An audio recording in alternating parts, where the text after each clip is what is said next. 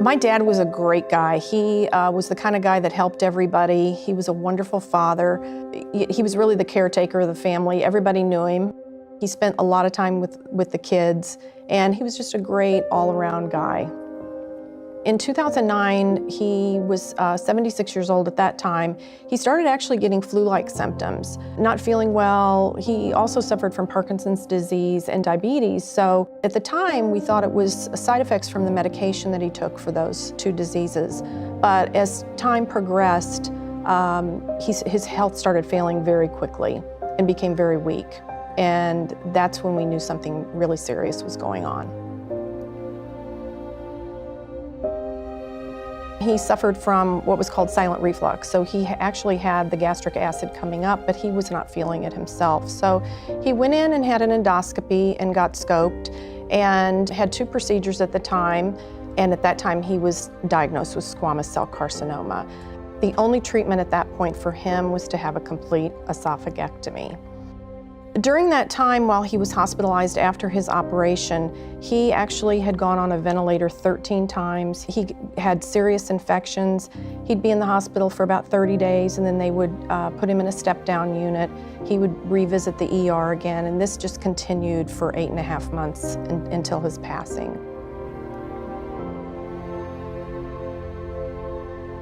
As soon as he passed, it was really relevant to me at that time that most of these patients back then did not make it, and it was such a struggle for the families to go through this that no one talks about it. So that really was my mission going forward, was raising awareness and hopefully raising funds to make a difference with this disease.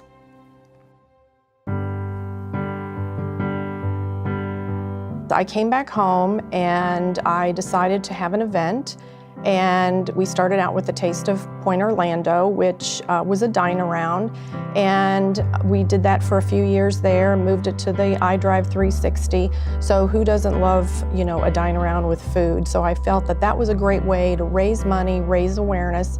We would hand out information at these events, and that money was banked until something came up and was invented that would make a discernible difference in this field.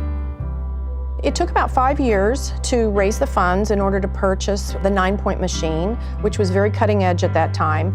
That machine now resides at the Center for Interventional Endoscopy in Florida Hospital, and we're really excited about that. That's a game changer for us now. The difference with the 9-point is when you go in for a regular endoscopy, the doctor has to visually see the change in the esophageal lining. The great thing about the 9-point was this image is resonated, and you can also see the inside of the esophagus and some of the outer layers of the esophagus, which we didn't have access to before.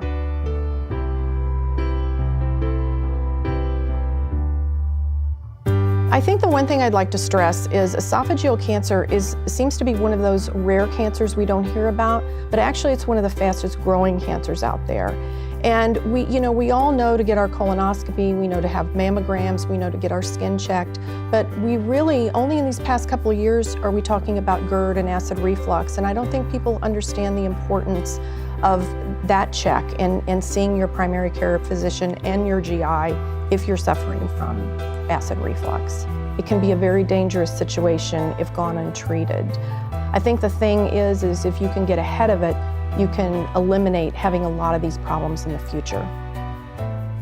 I'm Pam Sain. I'm a daughter, a caregiver, and a cancer fighter.